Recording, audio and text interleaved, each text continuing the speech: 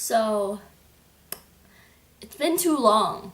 It's been too long since I filmed a video, and it's time. So today I'm going to be talking about the book Angelfall by Susan E. And if you haven't read it yet, leave right now. I don't know why you're clicking this. 5 stars. So we start off this book with Penryn and her mom and her little sister just on the move because there's a angel apocalypse. People are going crazy. People are scared. And one day she comes across this group of angels and they're fighting. They're really getting at it. And there's this other angel who gets his wings cut off. Paige makes a little noise and one of the angels notices Paige and he starts coming at her and she's like, oh shit, I need to cause a distraction because I obviously won't be a distraction. He'll just push me away like a little rat. She tries to throw the dying angel back his sword. They kind of get intimidated that he has a sword again, so they back off of him and they leave. And while they're flying away, one of the angels takes Paige and flies away. Let's go to that scene where Penryn starts cutting his wings, the little feathers off of his wings that are separated from his body, and she's like, tell me where my sister is, like intimidating him, and then he suddenly reaches up and strangles her. And that conversation with her mom is so funny. Penryn, who are you talking to? My mother sounds almost frantic now.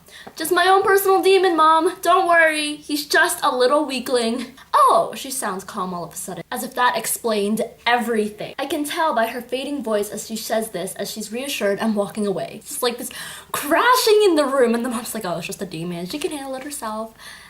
Don't make any promises you can't keep. When they started seeing these dead bodies along the streets and they're like half eaten, half chewed, I'm just like, oh my god, there's a zombie apocalypse. There's a zombie apocalypse. Oh crap, please don't turn this into The Walking Dead. Paige, the little creepy voodoo looking doll girl, and I don't know what I would do if I saw my little sister like that. I don't have a little sister.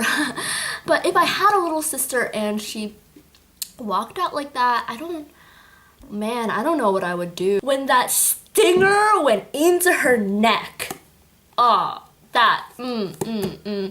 Rav starts getting this huge rage and he's just like crushing all the test tubes and he's like yelling, oh, it was so sad because he thinks that he's lost her, and you're like, you had feelings for her. Obviously, Rathi is going to get in a relationship with Penryn. I don't know. The next book, interesting. And he hands Penryn, that he thinks is dead, back to her family, and everyone thinks she's dead and she's not. The part where her mom sees her walking out of the wreckage and explosion with Rathi carrying her, oh my god, like, it's so weird because her mom's worst nightmare is actually happening, but it's not actually a demon, it's just an angel with demon wings. The part where Raph got rejected by his sword because he got his bat wings and the sword's just like, no, I can't do it. I'm just gonna let Penryn help me. And that was so sad. It was so sad, and the way that he talks about so much love. And when he thinks about he doesn't have his wings and he's all alone and he's just like the angels. Oh, I felt so bad for him because he's so left out and he can't be accepted as who he is, and it's so difficult. I would feel so bad for him. She has like that blue mascara and the foundation and the neon pink lipstick, and she turns around and Raph is like, and she's just like, what? You think she's beautiful. You think she's beautiful. So let's rewind a little bit because I kind of went from the beginning all the way to the end. Let's talk about the Resistance. I completely forgot about them. So the Resistance, love Tweedledee and Tweedledum. They're just so funny. I feel like they would just be like exactly my best friends. I love the part where Anita's kind of like flirting with Rathi while he's taking off his clothes to put in the laundry, and Penryn throws a wet sudsy shirt. Like, oh, I'm sorry, did you not like that? I mean, that's what you wanted. Why would you be getting all grabby with my man? And then she's like looking at Rav with these kitten eyes, and she turns around and she's like, rah! And it's just this like squealy fight when you obviously know Penryn can kick ass, and she's squirming around like a cheerleader with this other girl who can't fight, and they're just like, ah! So funny, so precious, so perfect. I love her mom and the rotten eggs thing and how like creepy she is. Can she talk to demons? Is she possessed? Is it just that she's insane? I feel like people would just call her insane and put her on meds in this world just because we don't believe anything. We're just like, that's not possible. It's not scientifically possible. But I mean, Harry Potter, there's a magical world, parallel universe right next to us. Why can't we see that? We don't know it. So I think that could happen. I think people are actually possessed, but then we don't believe. You gotta believe. Is heaven a parallel universe? Is heaven like another planet? I don't think it's another planet. I think it's a parallel universe. I don't know. I just have a feeling. Penryn is talking about how like we used to be actually civilized. We used to be like you before you came and like made us all go insane and have to go into survival mode. And he's like, I know. I watched your TV. And she's like, oh, I like TV. I like TV.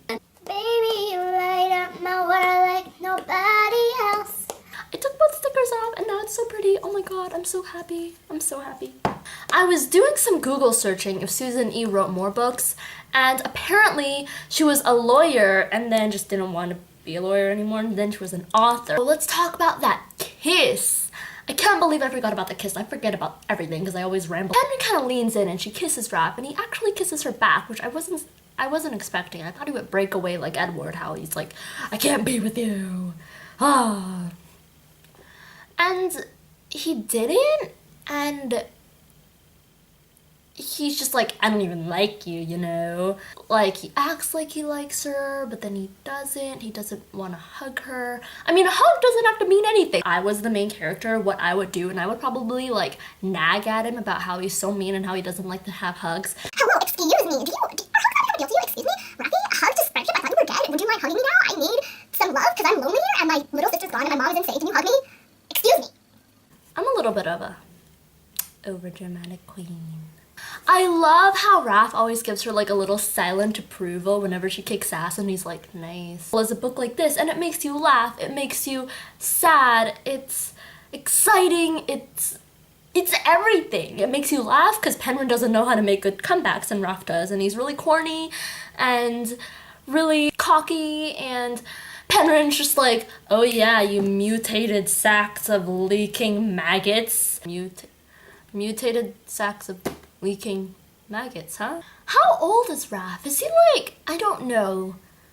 Is he kind of like an Edward? How old is he really? Ever since the beginning of time, like, is he like a bajillion years old? Because then Penryn is gonna be with a bajillion years old guy.